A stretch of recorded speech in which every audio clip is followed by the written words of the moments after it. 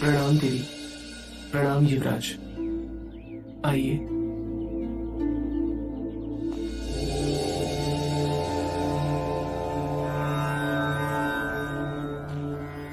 पिताजी, पिताजी।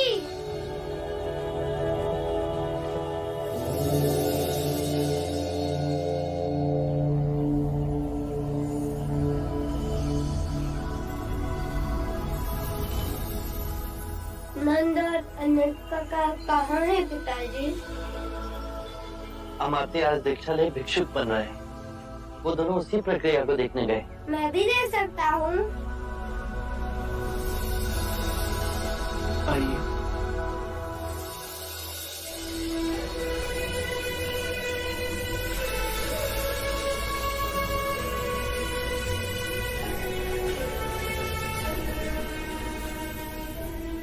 यशो, तुम सुख त्याग सादा जीवन मेरे कारण तो व्यतीत नहीं कर रही हो। मैं आपकी अर्धांगिनी हूँ, तो जो आपका धर्म वो मेरा धर्म। किसी और के धर्म और मार्ग को स्वयं पर कभी मत थोपना जब तक तुम्हारा अंतर्मन उसे ना माने। मेरा अंतर्मन तो आपके साथ ही जुड़ा है, तो क्या मुझे आपके मार्ग पर चलने की अनुमति है? तो क्या नारी को मुक्ति का मार्ग प्राप्त करने का अधिकार नहीं? मैं आपकी भिक्षुणी क्यों नहीं बन सकती?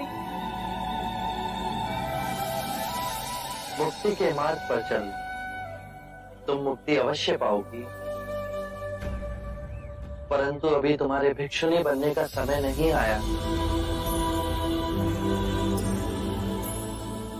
अनुकूल समय आने पर मैं तुम्हें स्वयं उसके बारे में बताऊंगा। अभी तुम यहाँ नहीं ठहर सकती।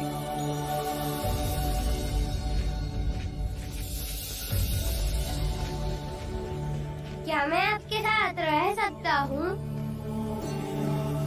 मैं जानता था आप मुझे अनुमति दे देंगे। मैं आपका उत्तराधिकारी हूँ। अवश्य।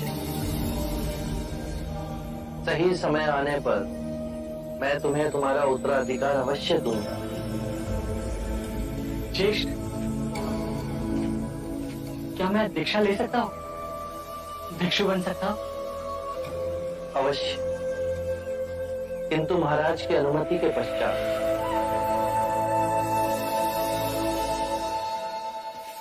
नंद में संकल्प शक्ति का अभाव है, जो जीवन के किसी भी निर्णय को लेने के लिए आवश्यक है, चाहे वो राजा बने या भिक्षु। सत्य पहचाना। नंद ने भिक्षु बनने की इच्छा प्रकट की है। यदि आपकी आज्ञा हो तो उसे एक महासंघ में रहने दें। वो भिक्षु जीवन जिएगा, नियम और प्रशिक्षण में बंधेगा, तो उसमें संकल्प शक्ति का उदय होगा।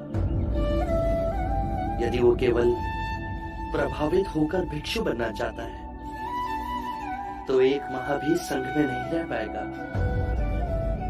पर इस समय साधना और अभ्यास से उसमें स्पष्टता का भाव जागेगा और दृढ़ता का विकास होगा।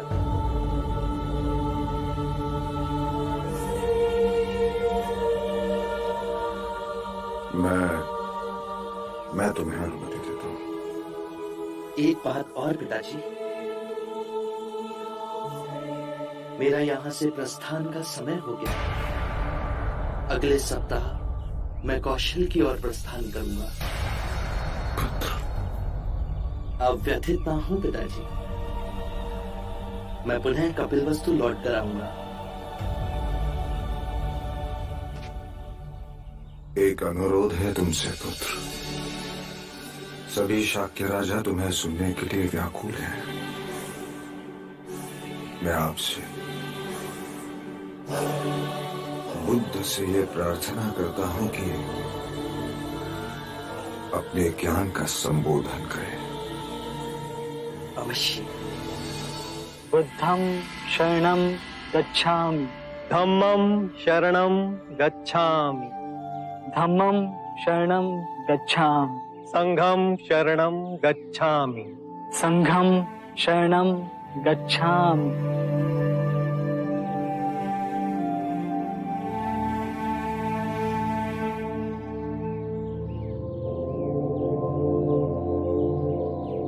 नंद,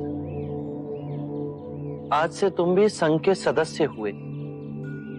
आज से तुम अष्टांग मार्ग का पालन करोगे। ध्यान में मध्य में स्वयं को केंद्रित करोगे।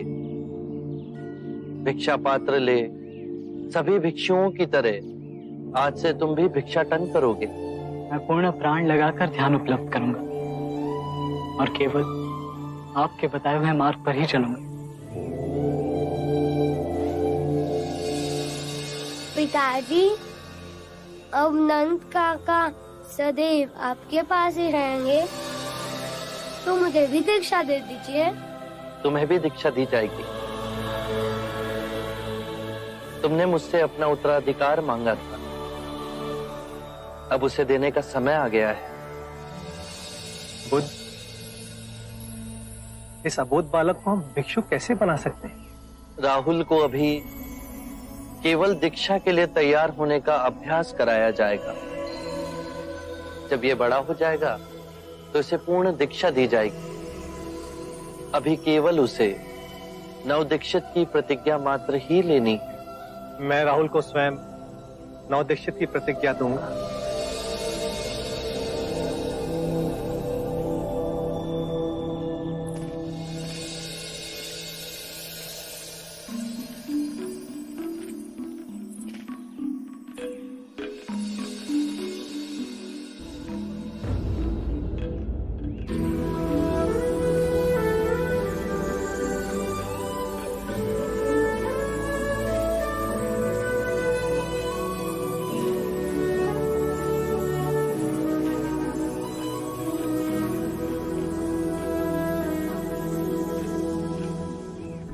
ये तुमने क्या किया पुत्र?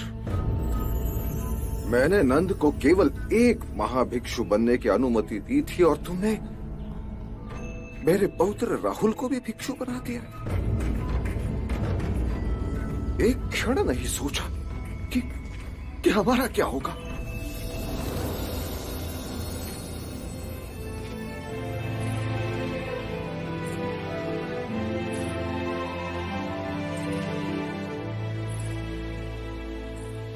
जब तुम सन्यासी बनकर घर त्याग कर चले गए, मैंने अतः वेदना और कष्टों में दिन काटे। तुम तो सर्वज्ञानी हो। मेरे जैसे साधारण व्यक्ति का दुख तुम अवश्य भाप लोगे। मैं सांसारिक हूं। मेरे लिए पिता, दादा, पौत्र सब रिश्तों का महत्व है।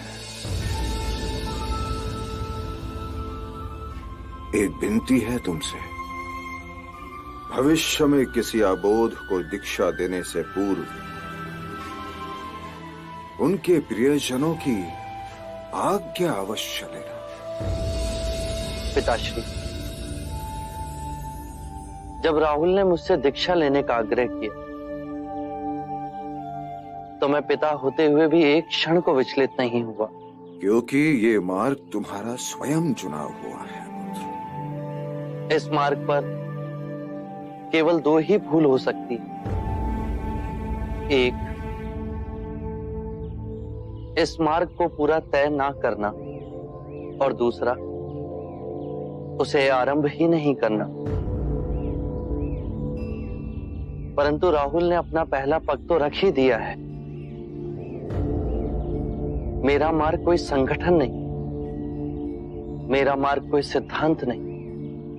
मेरा मार्ग केवल स्वयं की अनुभूति है, स्वयं का अनुभव है। परंतु तुम्हारी जीवन की अनुभूति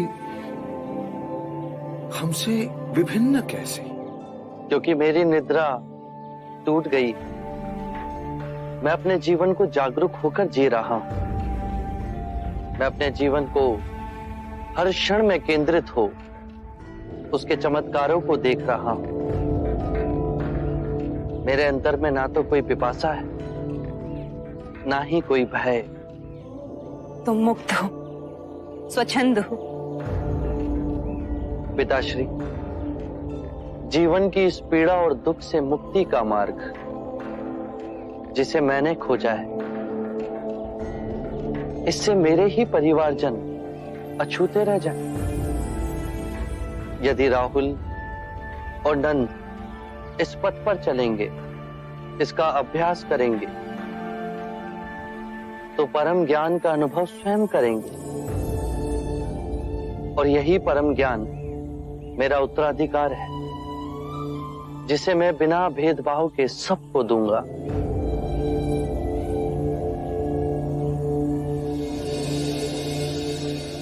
आरंभ हो गई निर्वाण प्रथा, सुनो सुनो ये बुद्ध कथा। सत्य के मार्ग पर चलते हुए दो भूल हो सकती है। पहला, पूरा रास्ता तय ना करना, और दूसरा, उसे आरंभ ही ना करना।